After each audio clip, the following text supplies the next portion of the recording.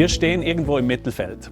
Es gibt Länder, die sehr viel mehr Strom verbrauchen, zum Beispiel Norwegen, aber auch Frankreich. Es gibt aber natürlich auch Länder, die weniger verbrauchen, speziell in Südeuropa.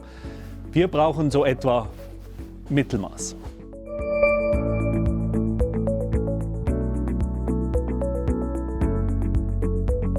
Es kommt sehr darauf an, wo wir hinschauen. Beim Verbrauch, den wir heute haben, der wird eher sinken. Wir haben bessere Technologien, wir haben LED-Beleuchtung, wir haben effizientere Kühlschränke und so weiter. Auch in der Industrie wird sehr viel gemacht. Aber es gibt Bereiche, wo wir in Zukunft mehr Strom verbrauchen werden. Das ist insbesondere die Elektrifizierung des Verkehrs und der Gebäude. Beim Verkehr haben wir die Elektromobilität, die kommen wird. Bei den Gebäuden sind es immer mehr Wärmepumpen. Also insgesamt wird der Stromverbrauch wahrscheinlich eher steigen.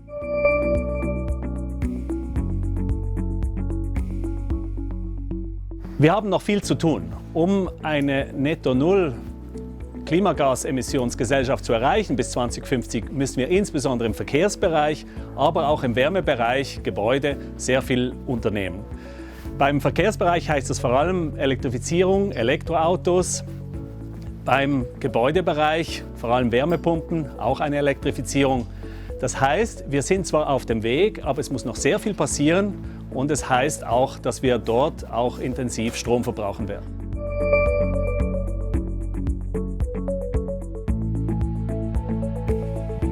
Unser Stromnetz ist in der Schweiz sehr gut aufgestellt. Und zwar sowohl beim Verteilnetz, insbesondere in den Städten haben wir ein sehr starkes Verteilnetz, als auch beim Übertragungsnetz bei der Swissgrid.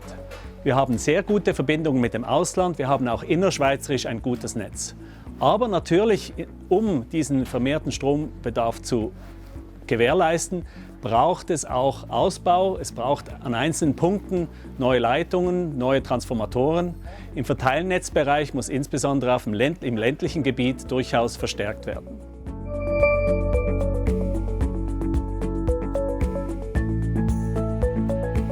Wir müssen sicher schauen, dass überall dort, wo wir heute Strom verbrauchen, dass wir da effizienter werden. In der Industrie ist es bei den Prozessen. Man kann Prozesse optimieren. Das dauert, aber man kann sehr viel erreichen dort.